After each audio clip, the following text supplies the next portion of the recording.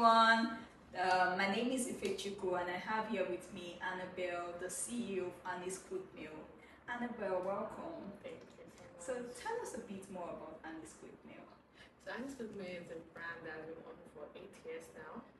Today's our anniversary, November 10th. Congratulations. Thank you. Wow, that's beautiful. Hey, that's awesome. So tell me more about the food industry in Nigeria. How has the experience been so far? The experience has really been very hectic. We have prices fluctuating at any given time. We have to handle customers, deal with strengths. People have different needs, things they want. You have to handle staff, social media, come up with different creative ideas, and it's really not easy. I must give it to you. Trust me, I've tried a bit of entrepreneurship and I can tell you it takes those who have guts to run and keep doing it consistently. So you've been great, you've done an awesome job. Nobody has told you. I have a question though. Who inspired you to start? I must imagine you must have been a pretty young girl. Did you do a 9 to 5? Did you not, like, what if you did, what made you take the leap to start this business and how did you start really? I'm interested. I'm sure your audience is interested. I always knew I didn't want to do a 9 to 5 Girl. constantly. I can't deal with waking up so early, having to go to work, come back and all that. Although I did a bit of 9 to 5 by the side, but I wanted something that had to do with my passion, my handwork. I've always been very handy. So I wanted something that I would build up and really work on. Your I own wanted thing? to. Your own thing. But I wanted to be a fashion designer. Girl. Wow. So, yes, because I love fashion and everything. I know. But I love cooking. I love going to the market. I love the idea of cooking something good. So I was in church when I actually had inspiration. Oh, kudos to the Holy Spirit. Honestly, I was in church and we're having a convention that period, and the pastor was preaching. The thing I just had in my head was just food, going to food business, and that was it. Wow. That was it. Has it been worth it though? If you look down the line, and I know there are challenges. Like I said, running a business is how much more food business, and then a fluctuating economy like Nigeria. Have there been situations that or events that have come up that made you feel, okay, you know what I'm doing is actually worth it, despite the challenges and hurdles? And tell us, like, maybe paint a scenario for us. Okay, so cooking is not easy. We have late nights, we have plannings, we have body aches. I know. We put in a lot of sweat, hard work, and all, and sometimes things just come up. Maybe your timing, maybe a staff does something wrong, or you go to the market, the prices have gone up. Like giving customer budgets. Or the customer just cancels last minute. And it's planned. So a lot of things come up and all, but when you get your good reviews, you have customers that always come back. They refer you. Customers. Yes, my customers refer me a whole lot. Oh, I see. They come back and all. So it makes you happy, because for me it's all about pleasing my customer. My customer is top notch in anything I'm doing, and I want them to be happy with the food.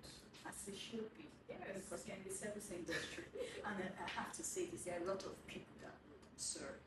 Very true. Although I did see a meme that when you taste the food, you understand why you're but please, nobody should be rude to their customers. So I'm happy they are actually considering customers. It shows the kind of business owner you are. It shows that you actually know the reason why you're doing what you're doing and you're not carried away. Because guess what, the truth is, no business is actually going to try for stand for so long without its customers. True. So when a business tells me that their customers are the center of what they do, it shows me that they're thinking long term, and I appreciate that. So I like the way you think about this. Annie, tell us about your business vision. When you started, over the years, and even right now, is it still the same? Has it evolved? What's it looking like in the next 5 years? Okay, so I would say it has evolved. Although it's still streamlined, moving forward. I've always wanted to teach people. You have? Yes, I love teaching. That's why I share recipes all the time. Girl, teach me something. It's one of my Because page. people are going to be clueless. So I've always loved teaching people because I love to share recipes. Like also learn how to do things yourself because everyone can't patronize you. So people are not in this country, and some people don't even like patronizing people, to be honest, when it comes to food. Yes. So I've always loved teaching, building the brand to reach more clients. Top-notch clients, bringing in the bills. Yeah. Yeah. So we are hoping to grow into having a restaurant, having a base where everyone can come in and taste our delicious meals. Are you looking like at a 5-star restaurant or Yeah, a it's restaurant? very Like, what kind beautiful of setting restaurant? and all that. With aesthetics and vibes, right? Very. Ooh, You know what I mean. pictures. I can already imagine. Yes. Oh, that's a lovely vision you have right there. Do you have anything for the kids in mind? Yes. So Because I feel like, sorry to interrupt, I feel like I saw something where they said a lot of recipes of our mothers and grandmothers and parents of the past are being lost because they're being handed down to generations. So do you have something you're probably going to think about or you're already thinking about doing for the kids? So I actually have that in the pipeline. We are working on it. I actually wanted to do a summer boot camp, but we didn't start on time. But we are going to work on that next time. We're going to have training classes for kids. What age? What age are you targeting? 10 to 15. Yes. You don't want to include the younger ones. I don't mind if their parents will allow them. Yeah, because I feel like interest is key and children's interest after a certain age. So from 6? Maybe. I mean, it depends on what you're doing in your curriculum, I would say. Yes. Yeah. That's true. Catch them young because I started young. Yeah, can you imagine? Tell us a bit about that. How did you start out? Oh, Your love for cooking. a very interesting story. Oh, I love to hear. So my family loves good food, not just food. Good food. Like we love to eat and always, every weekend we're eating good. We're having parties and all. So we're always cooking. We're always cooking. So I started when I was like 6 years, honestly. So then entering the kitchen, helping out with 1 or 2 things, and then from there I moved on to, going to the market. Yeah. What age? As from 8, 9, I started going to the You market. started quite early. Very early. By That takes 10. a lot of intelligence and independence. Yeah. Very intentional. So by 10, I was really, really going to the market very well, shopping, cooking for the family, doing things. Yes. And do you think that helps you like start up quickly in your business? You didn't struggle because you've been used to doing this, right? Yes, it made it very easy for me and I was able to cope with everything easily. So I would imagine you didn't start out with staff. Of course, I didn't start out with stuff. I was doing everything myself. How did you manage? Because let me tell you, in case you guys don't know, sometimes I wake up, we 9 to 5. We don't know what the Lord has done for us, quote and unquote. I wake up and this babe is posting early morning work just completed. I'm like, how? When I see the tray, I've not even boiled water. And somebody has set out a surprise trip. Yeah.